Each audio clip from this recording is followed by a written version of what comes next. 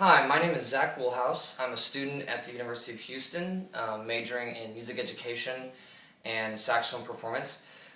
Today I'd like to talk to you a little bit about reed preparation. I know that a lot of younger saxophonists deal with reed issues all the time, and it's the same for older saxophonists. So every older saxophone player usually has some type of system that they use to break in reeds. That is, prepare your reeds to get ready to play and to last for a long period of time. Because if we're spending money on reeds, we want them to last. And so keep in mind, everyone's is going to be a little bit different. Even within the studio here at U of H, everyone does things a little bit differently. So I'm just going to walk you through what it is that I do, just really quickly. And that way you kind of have an idea of how to prepare a reed so that it lasts a long time and still sounds good. So to start off, I just want to talk about what it is that I use as far as like what I bring to the table when I break in reeds. So obviously you have your reeds. I always have a Sharpie, and the reason I have a Sharpie is because I always try to label my reeds, or I label the guards that they come in. And so that way when I'm breaking them in, I can keep them in the same order, and I can start to develop an idea of like what reed is going to be good, what reed isn't going to be good. And that way I'm not just picking a random reed. There is some sort of organization to it. And then I have just a normal pill bottle that you can take from any normal prescription that you might have. I just had this one lying around my house, and I've used this for the last 2 or 3 years. A timer. Normally I would be using my phone as a timer, but I'm using it to make this video.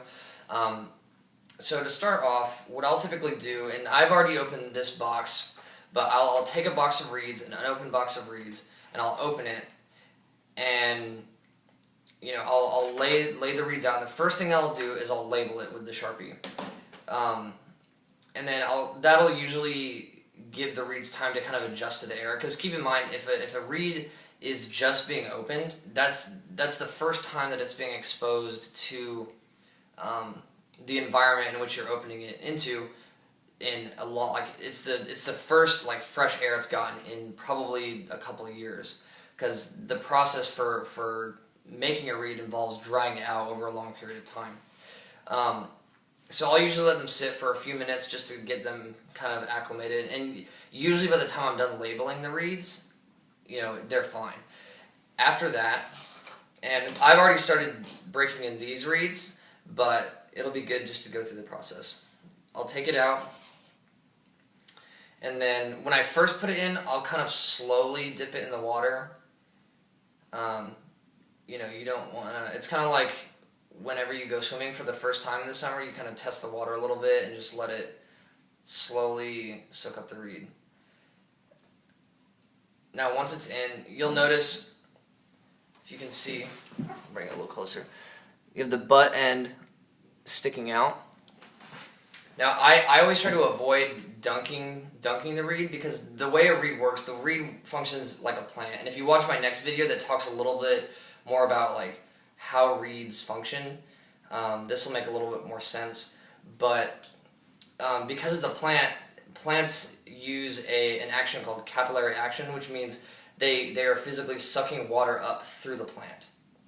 And so a reed will function in the same way. And so what I'll do is I'll wait until water has been sucked all the way to the top. And I don't know if you can tell with this video quality, but water is being pulled all the way up to the top. And usually that just involves the butt of the reed getting a little bit darker. And you can kind of, you'll be able to tell. It's not that hard to tell. And so I'll usually wait until that happens before I put the reed on. And then I'll slowly pull it out. I'll get all the excess water off of it.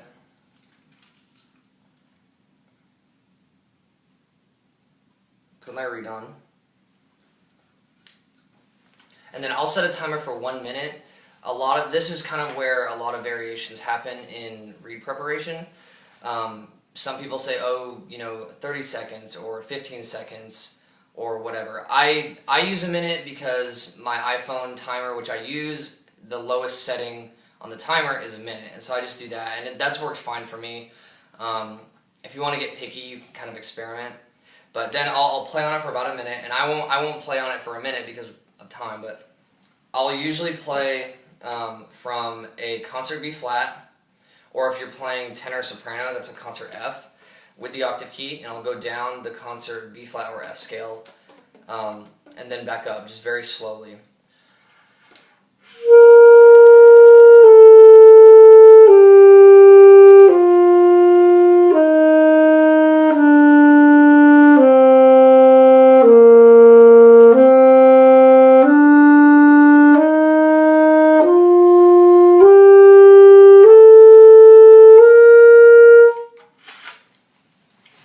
And I'll do that for about the duration of the minute.